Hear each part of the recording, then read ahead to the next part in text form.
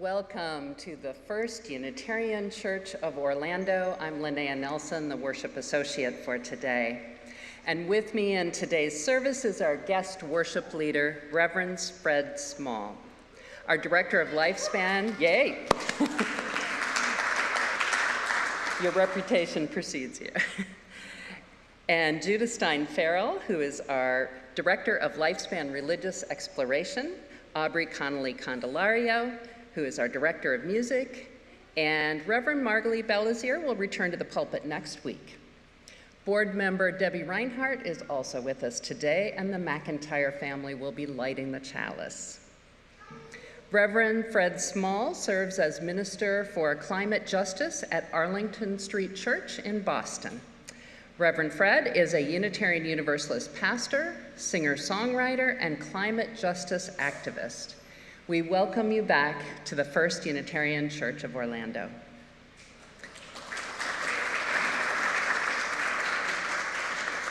And during our Time for All Ages this morning, we have a special treat. Reverend Fred will lead us in singing Everything Possible, his classic lullaby of unconditional love and inclusion. It's a beautiful picture book, and this edition of Fred's song will be available for sale after the service in Gore Hall, and Fred will be glad to inscribe your copy. And children will go to activities when we sing them out after the Time for All Ages, and just so you know, the nursery's open till noon. We welcome all to join us as we explore our Unitarian Universalist faith, which draws us into a community of justice seekers with a commitment to lifelong spiritual growth and compassionate service to the community. Whoever you are, whoever you love, you are welcome here. You are welcome here regardless of your color, national origin, gender, sexual orientation, age, physical or mental abilities, immigration status, economic status, or religious background. We welcome you. And our special announcements today are from Lifespan Religious Enrichment, who would like to alert you to several events that are coming up. This coming Wednesday, during Welcoming Wednesday, Ken Lofgren will be discussing Eleanor Gordon. And we have several, this is very exciting, all ages RE field trips coming up, including a service and opportunity for Q&A with the Seventh-day Adventist congregation, a tour of Temple Israel in Oviedo with Rabbi Neely, a tour, get ready for this one, for the Orange County landfill. This particular field trip is being co-sponsored by our 1U Green team, who are also sponsoring some Welcoming Wednesday sessions in December and the new year. And details about these and others will be linked in next week's weekly update and a hard copy available at the membership table in Gore Hall during fellowship hour. And next week already is our pre-Thanksgiving, all ages, generous community stone soup service. And the story has been updated this year, and we need your help. Please bring shelf-stable goods, no glass containers, please, for the food pantry, which will also be brought forward during the service and later delivered to the food pantry. And if you have an odd carrot or a potato lying around for the storytelling, bring that as well. And after the service during next week's fellowship hour, there will be an opportunity to enjoy some real soup and cornbread, a good day to bring an appetite to church. And for more information about our congregation and announcements, go to orlandouu.org or email info@orlandouu.org. And all other announcements are on slides before and after the service and have links in the weekly update or on our website. If you would like to follow along to the service, please use a QR code found in the monitor and on the first few slides. And thanks again for being here in person and online today. And I welcome the McIntyre family forward.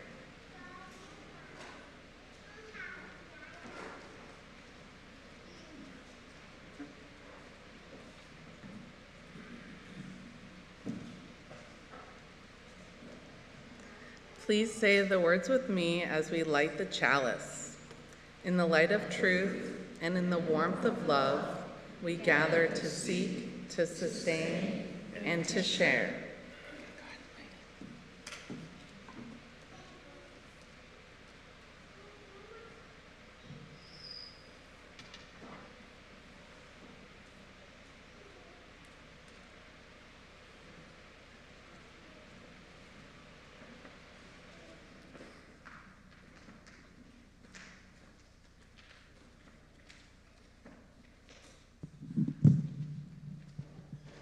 Bright morning star arising, bright morning star arising, bright morning star arising, days are breaking in my soul. Bright morning star arising, days are breaking in my soul. This song began as a beautiful Appalachian hymn, kind of sleepy but really lovely. Bright morning stars arising, that's in our UU hymnal, but this is a version that Court Dorsey took to the nuclear power demonstrations at Seabrook, and he kicked it up a notch and turned it into a kind of movement anthem, and of course I added some verses because I'm a folk singer and that's what we do. Please rise in body or in spirit and join me in singing this song, Bright Morning Star. Bright morning star arising, bright morning star arising, bright morning star arising, days are breaking in my soul. There's some wonderful harmonies to be found in this song, and I love what Pete Seeger used to say about harmony. He said, don't be afraid of harmony. Harmony is any note that your neighbor isn't singing. So experiment. Bright morning star arising, bright morning star arising, bright morning star arising, days are breaking in my soul for justice and compassion.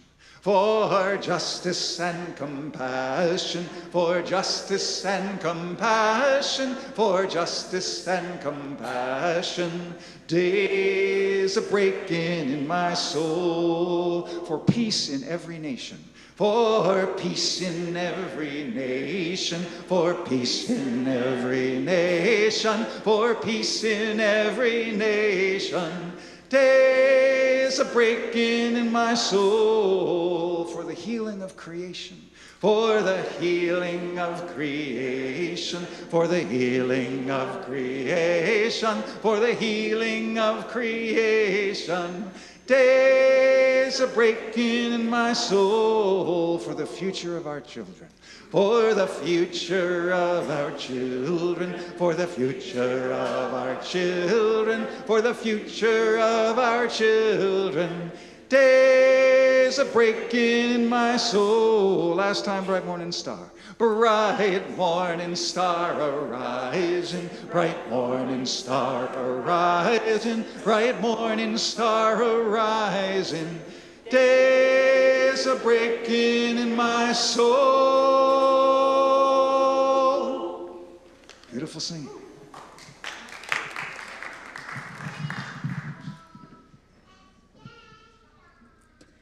So with that beautiful intro, let's take a moment to say hello to each other today.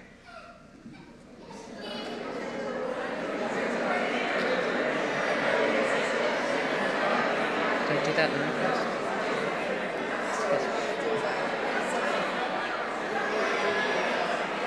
I forgot that. Sorry, I did it.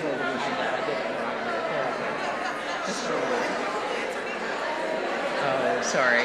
My fault. Okay, so what You can just play it, and then you do the. What happens to the 5 chimes? Is that going to happen?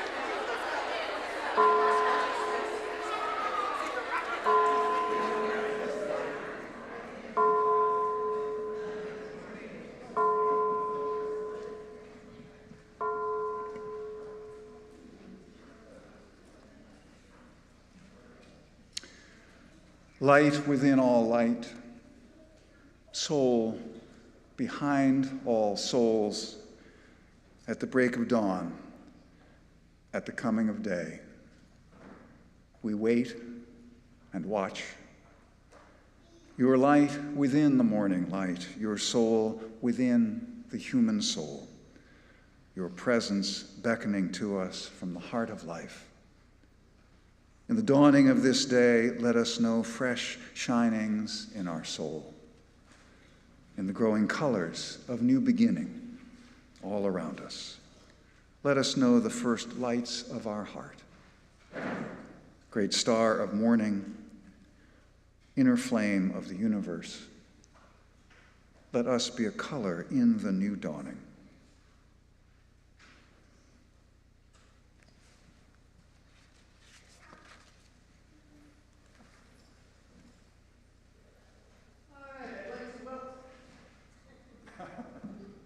I'd like to welcome our children and youth up front for a different kind of time for all ages this morning. Fred is going to sing and I'm going to turn pages, so maybe I need to move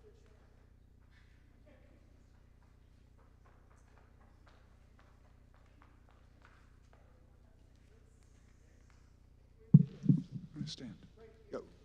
You can be wherever you want. Okay, sit away.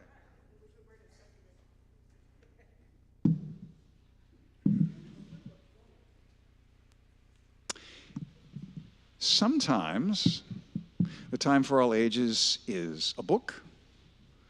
Sometimes it's a song. And sometimes it's both. Everything Possible is a song I wrote many years ago, before some of your parents were born. And it just came out as a children's book this year. And I'm very excited about it because I've been singing the song for a long time, but the children's book is beautiful. A woman named Allison Brown did the illustrations, and you're about to see them. We have cleared off the table, the leftovers saved. Wash the dishes and push them away, put them away. I have told you a story and tucked you in tight at the end of your knockabout day. As the moon sets its sails to carry you to sleep over the midnight sea, I will sing you a song no one sang to me.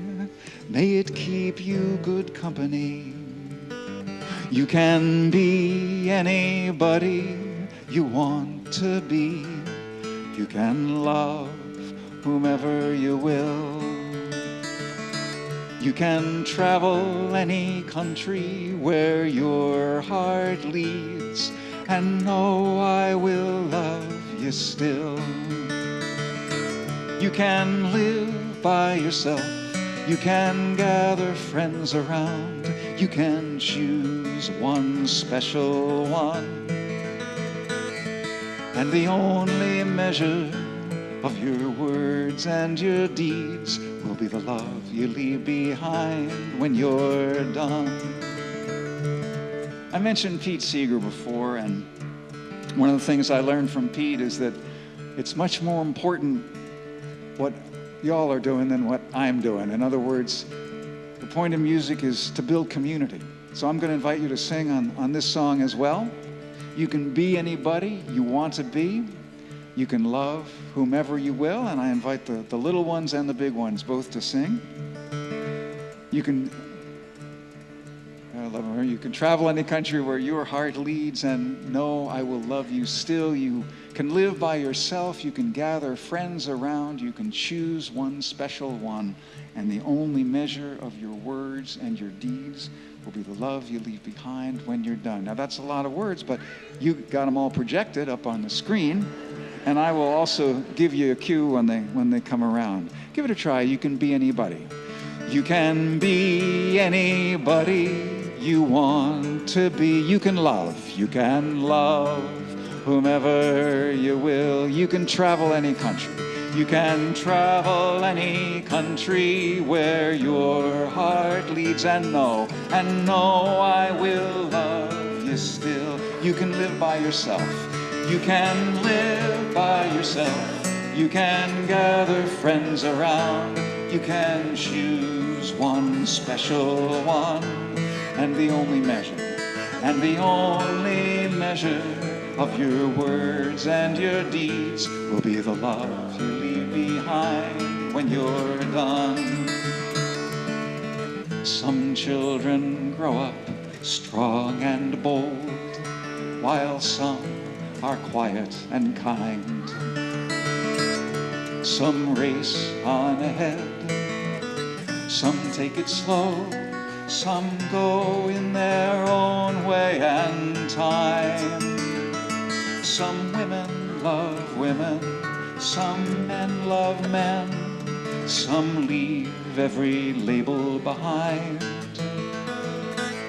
You can dream all the day, never reaching the end of everything possible you'll find. Don't be rattled by names, by taunts, by games, but seek out spirits true. If you give your friends the best part of yourself, they will give the same back to you. You can be anybody you want to be. You can love whomever you will. You can travel any country. You can travel any country where your heart leads, and know I will love you still. You can live by yourself. You can live by yourself. You can gather friends around, you can choose one special one, and the only measure of your words and your deeds will be the love you leave behind when you're done. The love you leave behind when you're done.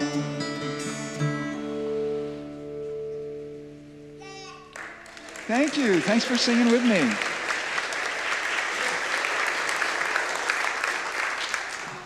All right. And now we will send our children out to play some free time under the caring, watchful arch that you all provide as we sing out.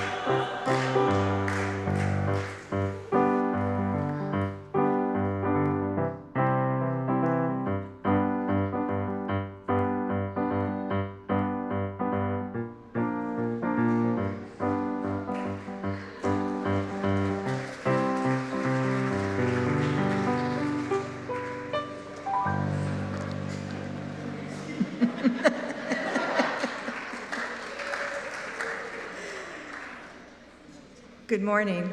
I'm Debbie Reinhardt on the Board of Trustees. We invite you now into the practice of generosity.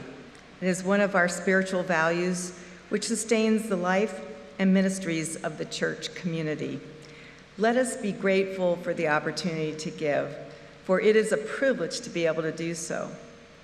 And let us be grateful for our needs, for they give us the opportunity to practice receiving. For our Share the Plate for November, we are honored to have the Central and Southwest Florida Planned Parenthood as our recipient.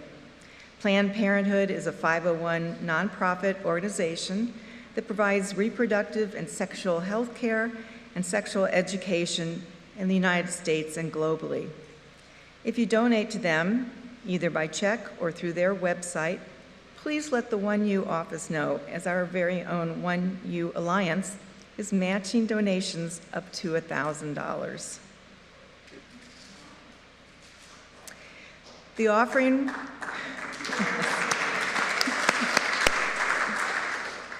offering will now be collected. Note that you can also give online using the link.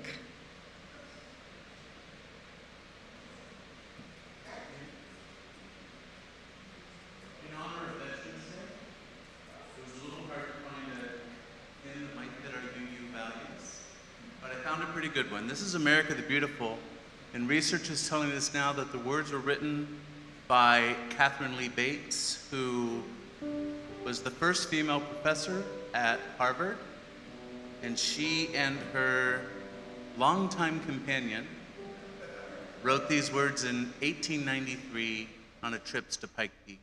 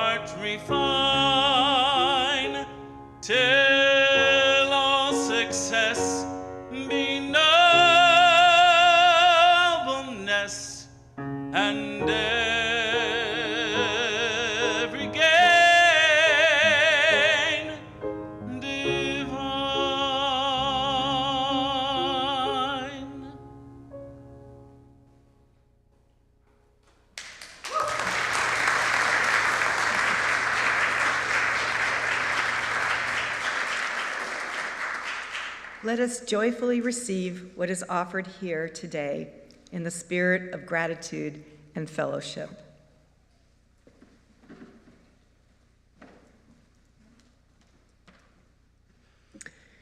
This is the time that we set aside for deep sharing of our hearts and for prayer and meditation.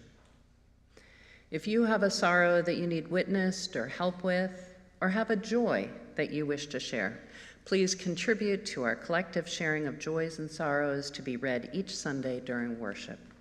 You can send an email to joysandsorrows@orlandouu.org during the week. And if you're attending in person, you can also fill out a card at the registration table and hand it to an usher before the start of the service. And after the meditation, we will call you forward to participate in our candle lighting ritual. Bring your joys and your sorrows as we come together. Come as you are.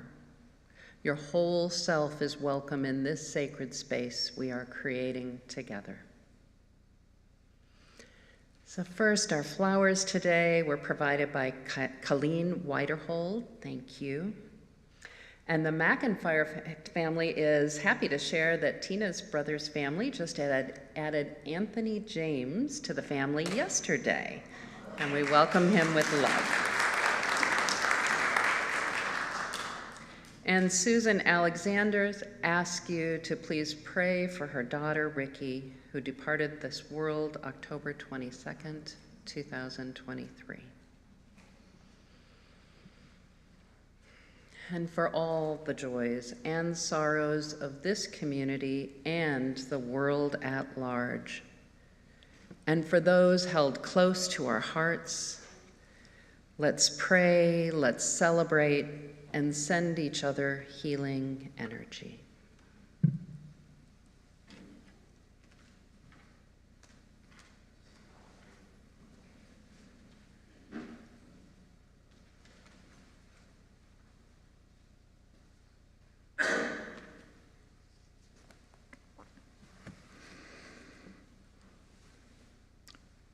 The prayer this morning is adapted from the words of Unitarian Universalist minister Ann Mason. I invite you to join in the spirit of prayer. Spirit of life, Holy One, essence and breath of all that is. We are grateful for the world in which we live. Instill in us a sense of awe, that we may walk with humble hearts, open to the beauty of all that surrounds us. In these difficult times, we ask for strength and perseverance. Help us never to lose hope. Help us to act in ways that lift up those who have fallen, to bind up the broken, and to uphold the dignity of the oppressed. Giver of life, we hold in our hearts all who are harmed by war in the Middle East, in the Ukraine, and elsewhere. Help us to keep our hearts open to all who suffer while we work for peace and understanding at home and abroad. Help us to know that in the face of all that we fear, we are enough. We can love, and we can be loved, just as we are. Grant us peace in our minds, peace in our bodies, peace in our church, and peace in our world. Amen, and blessed be. In silence, we descend deeper than words, centering down to the ground of being. During the silence, I invite you to pray, or to meditate, or to contemplate ultimate things.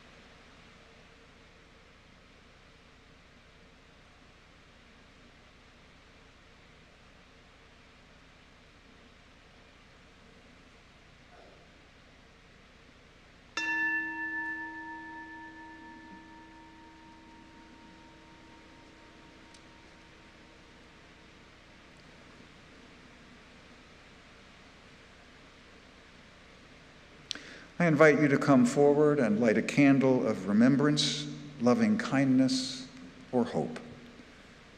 Our first candle will be lit to recognize the joys and sorrows of our online community, and the last candle to recognize the unspoken joys and sorrows of all in this room.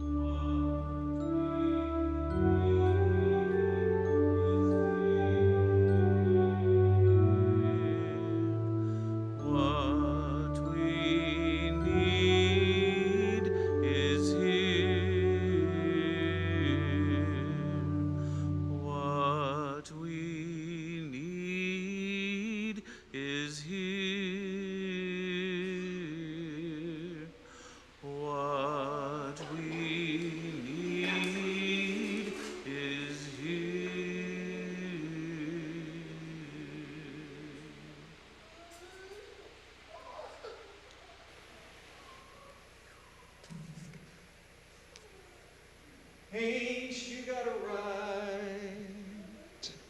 Ain't you got a right? Ain't you got a right to the tree of life? Ain't you got a right to the tree of life? Song written by Guy Carawan, inspired by the spirituality of the Carolina Sea Islands. Please rise in body or in spirit and join me in singing this song. Ain't you got a right to the tree of life? Ain't you got a right? Ain't you got a right? Ain't you got a right to the tree of life? Ain't you got a right? Ain't you got a right? Ain't you got a right? Ain't you got a right? Ain't you got a right? Ain't you got a right to the tree of life? So rocky the road, so rocky the road, so dangerous the journey, so dangerous the journey, but we got a right. But we got a right, ain't you got a right to the tree of life? Ain't you got a right, ain't you got a right? Ain't you got a right, ain't you got a right? Ain't you got a right, ain't you got a right to the tree of life? We come from a distance. We come from a distance. We come from a distance, and we got a right, and we got a right. Ain't you got a right to the tree of life?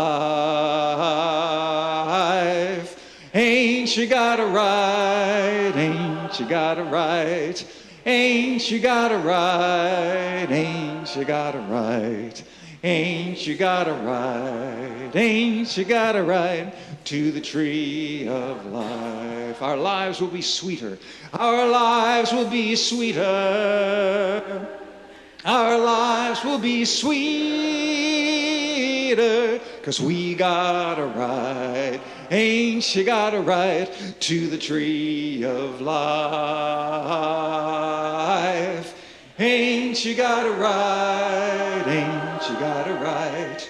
Ain't you got a right? Ain't you got a right? Ain't you got a right? Ain't you got a right to the tree of life? Now, before the pandemic, I would always ask people, invite people to join hands and sing the chorus one last time. Now, are we post-pandemic or mid-pandemic? Who knows where we are? But some of us will not want to join hands in any case. If you do not want to join hands, do not be bashful. Just say, no thank you, if somebody extends their hand to you. That's part of the inherent worth and dignity of every person. But if you feel comfortable, safe, reasonably, and perhaps enthusiastic, perhaps desperate to join hands with somebody, don't drop the baby. Feel free to reach out and join hands, and let's sing this chorus one last time. Ain't you got a right? Ain't you got a right? Ain't you got a right? Ain't you got a right? Ain't you got a right? Ain't you got a right to the tree of life?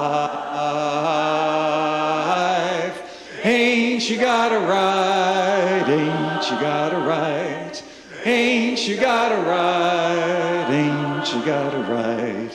Ain't you got a right? Ain't you got a right to the tree of life? Amen. And blessed be.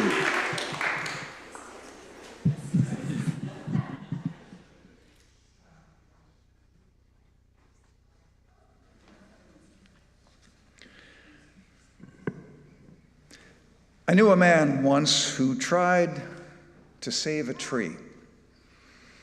It was a magnificent red oak planted in the 19th century, and through numberless winters and springs and summers and autumns, its roots had penetrated deep into the soil, and its trunk had grown tall and strong.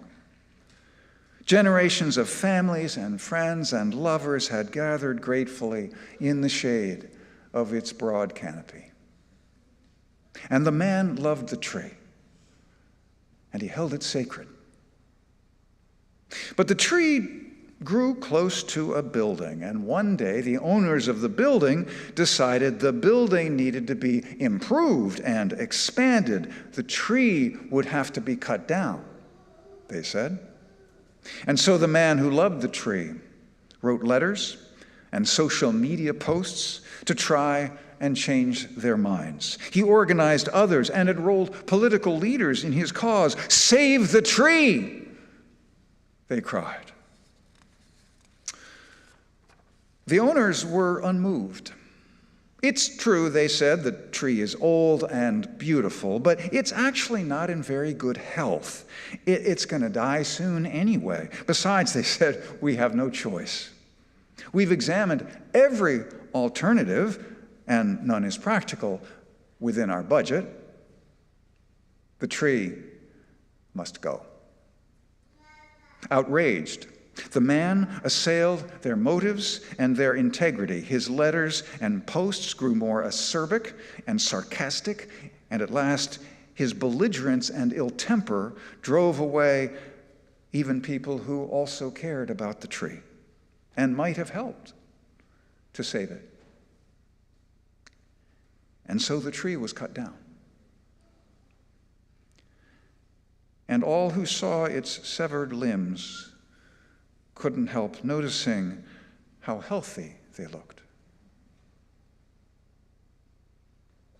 And the man cursed the owners for their stupidity and short-sightedness.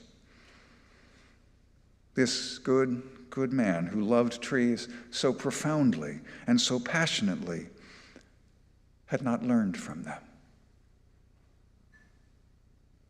His feverish, frenetic activism was nothing at all like a tree.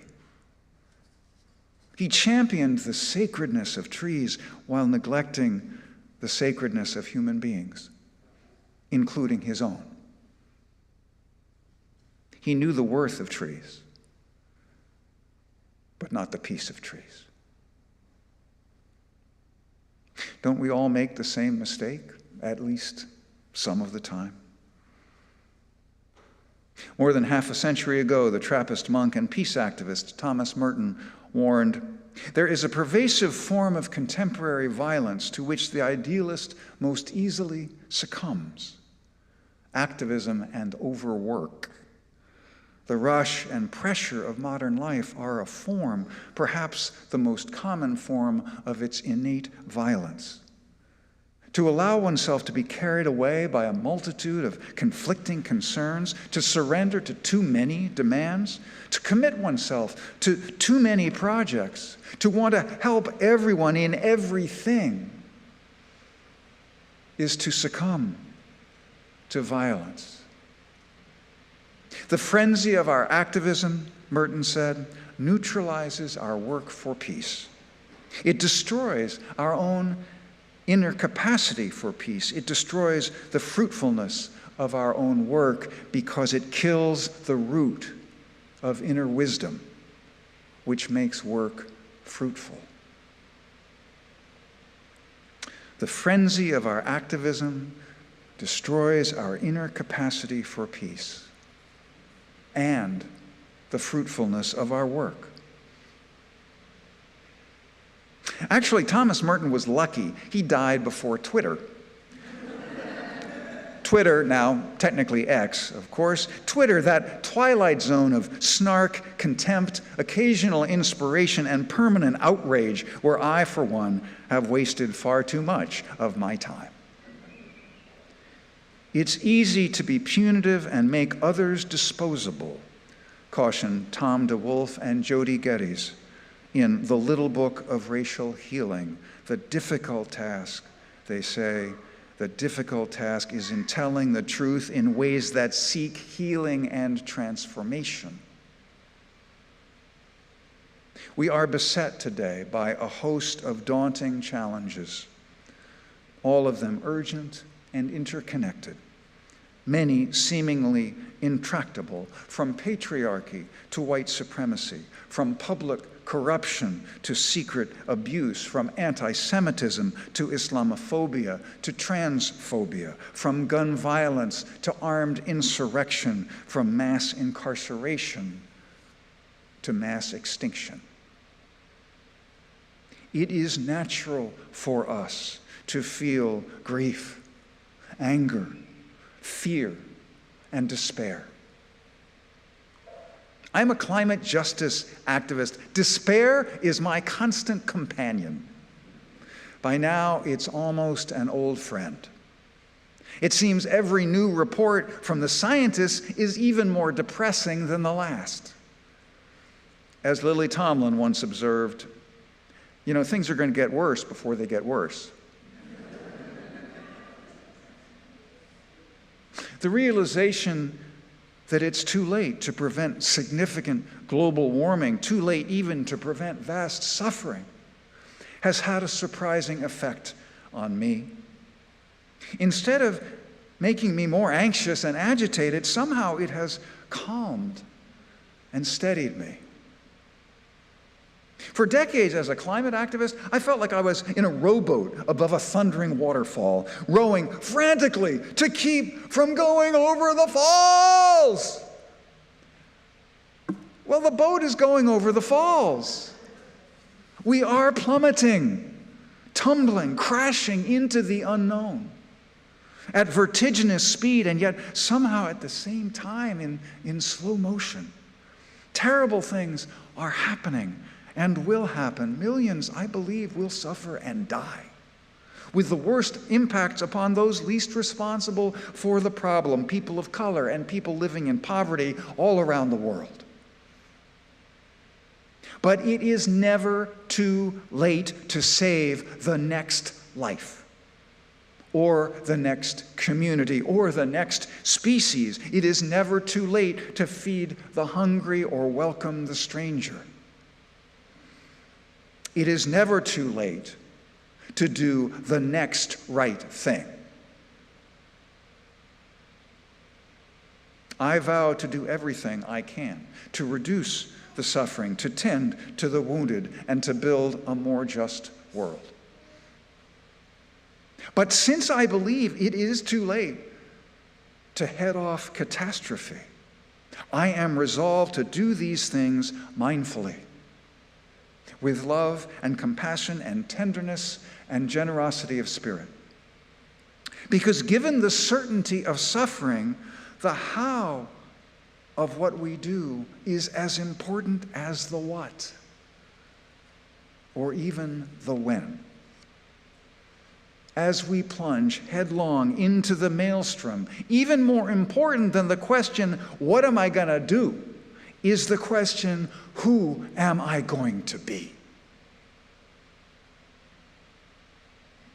Our climate future is not binary. Everything's going to be wonderful, or everything's going to be awful, ecotopia or dystopia. The future will almost certainly have elements of both.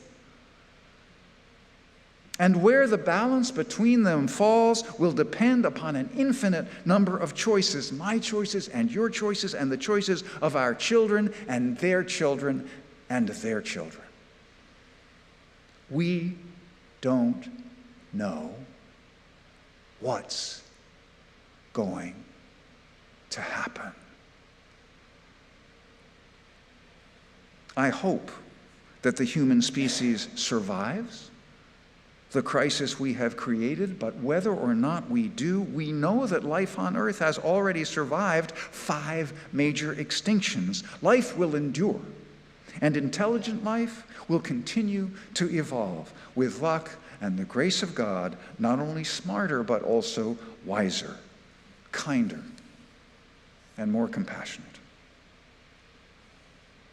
As we confront this crisis, Potawatomi botanist Robin Wall Kimmerer reminds us we don't have to figure out everything by ourselves.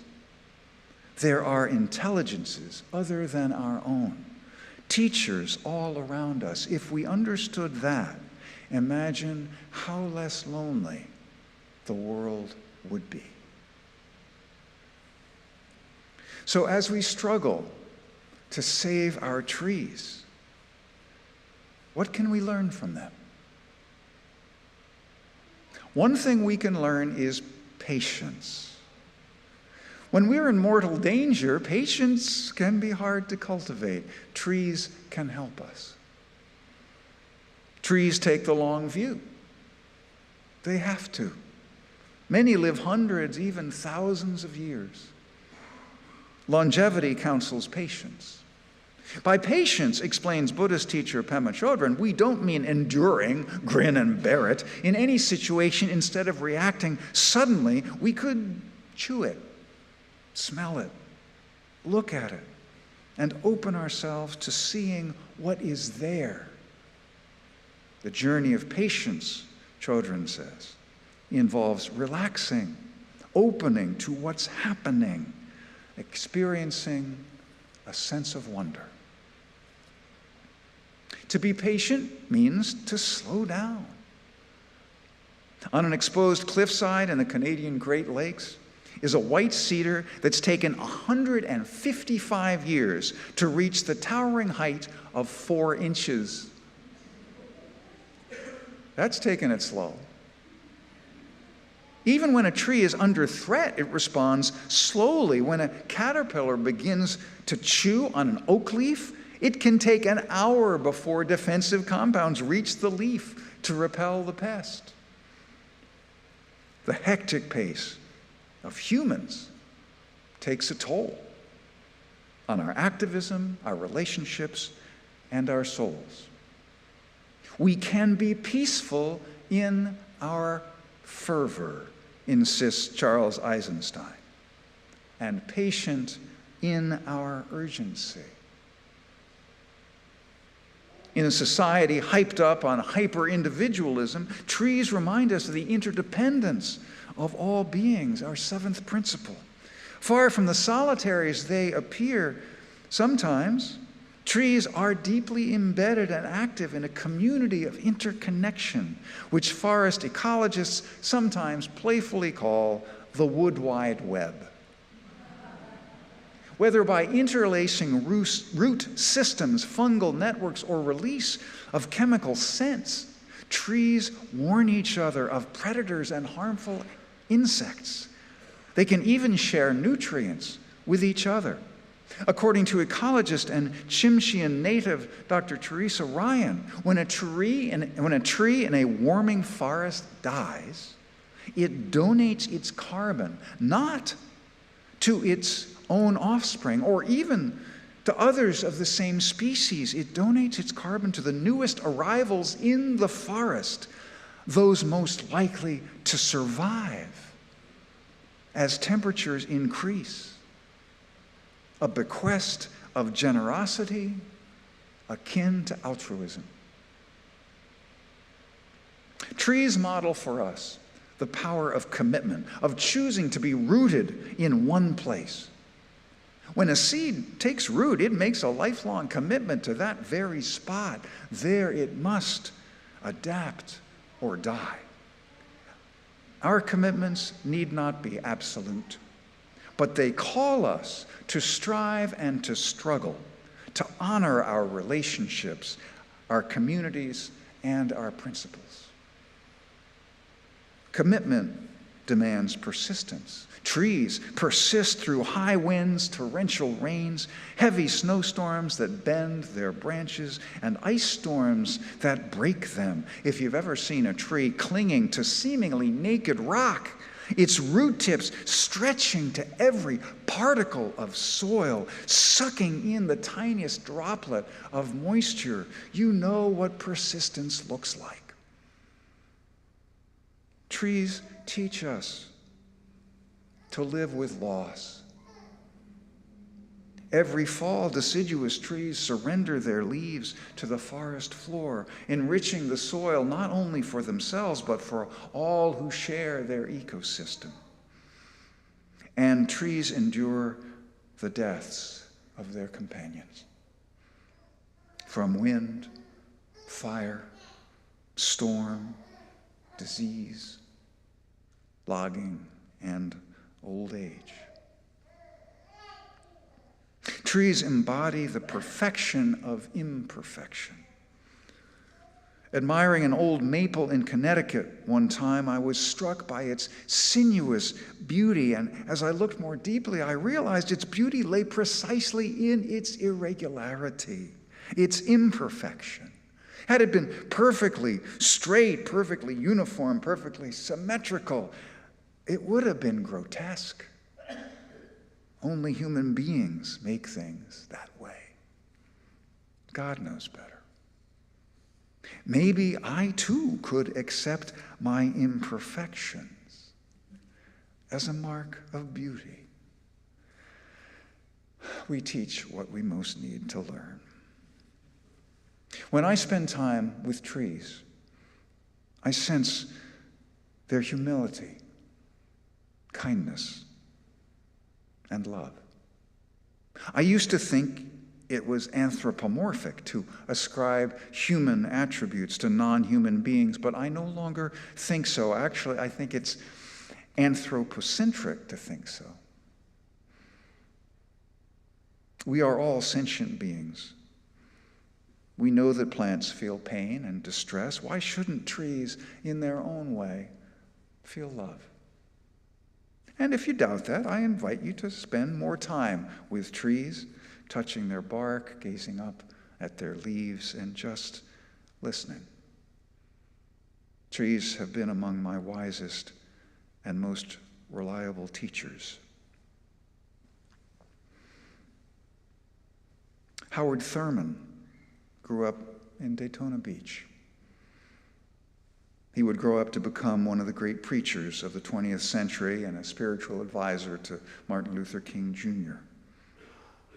As a child, he discovered a unique relationship with an oak tree in his backyard in Daytona Beach. I could sit my back against its trunk and reach down in the quiet places of my spirit, he remembered. I could take out my bruises and my joys, unfold them, and talk about them.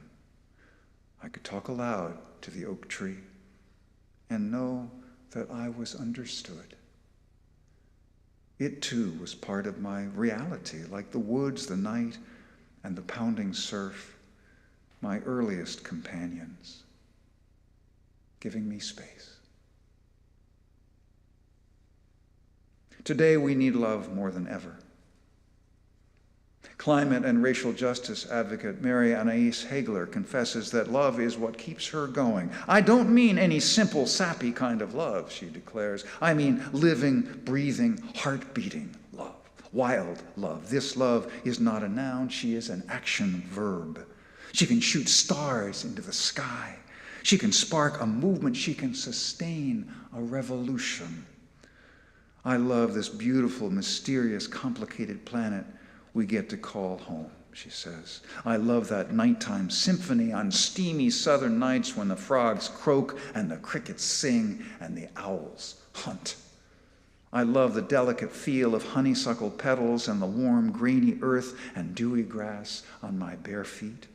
This love is strong enough to break through the terror. She is hot enough to burn through anger and turn into fury. She can shake you out of your despair and propel you to the front of the battlefield. It is a love that can also, even in the teeth of these most insurmountable odds,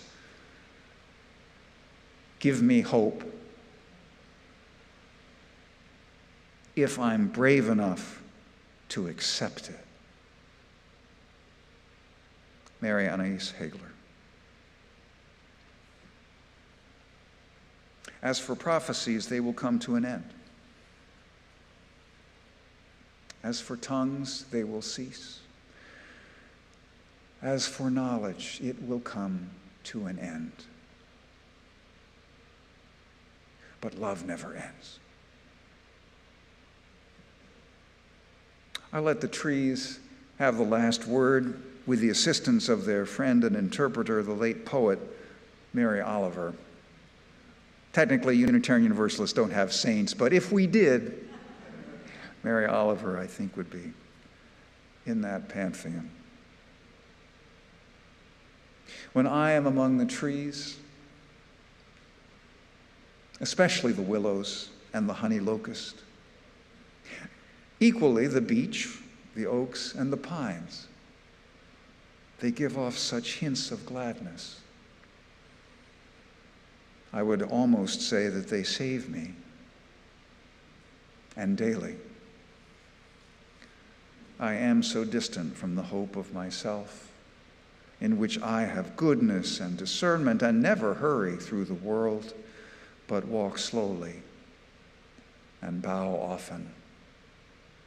Around me the trees stir in their leaves and call out, "Stay a while." The light flows from their branches, and they call again. It's simple, they say. And you too have come into the world to do this, to go easy, to be filled with light, and to shine.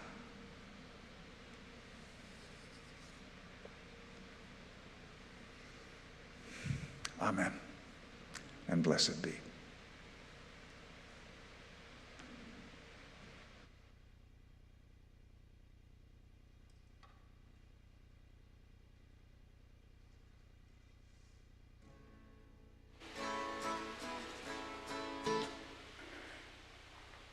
The tide is rising, and so are we. A song written by Rabbi Shoshana Meir Friedman and her husband Yotam Schachter. Speaking of the tide rising, please rise in body or in spirit and join me in singing the song. The tide is rising, and so are we. The tide is rising, and so are we. The tide is rising, and so are we. This is where we are called to be. This is where we are called to be. The task is mighty, give it a try. The task is mighty, and so are we. The task is mighty, and so are we. The task is mighty, and so are we. This is where we are called to be. This is where we are called. The land is holy, the land is holy, and so are we. The land is holy, and so are we. The land is holy, and so are we. This is where we are called to be. This is where we are called. The storm is raging, and so are we. The storm is raging, and so are we. The storm is raging, and so are we. This is where we are called to be. This is where we are called. The sun is shining. The sun is shining, sun is shining, sun is shining, so are we. The sun is shining, so are we. This is where we are called to be. This is where we are called. The world is ready, the world is ready, and so are we. The world is ready, and so are we. The world is ready, and so are we. This is where we are called to be. This is where we are called. Last time the tide is rising, tide is rising, tide is rising, so are we.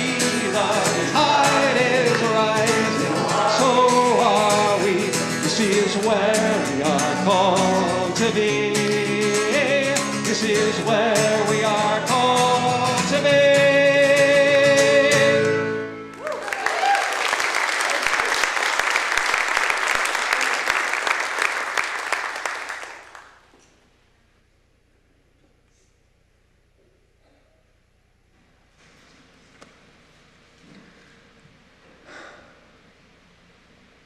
Let go of the place that holds. Let go of the place that flinches. Let go of the place that controls. Let go of the place that fears. Listen, the wind is breathing in the trees. Moving through the dark night, I practice courage, accepting the vastness of what I cannot see.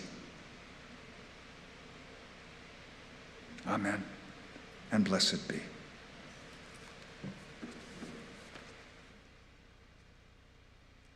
And as the McIntyre family comes forward to extinguish the chalice, our call to action today, as you maybe can imagine, is go find out what the green team is doing here at 1U and join them.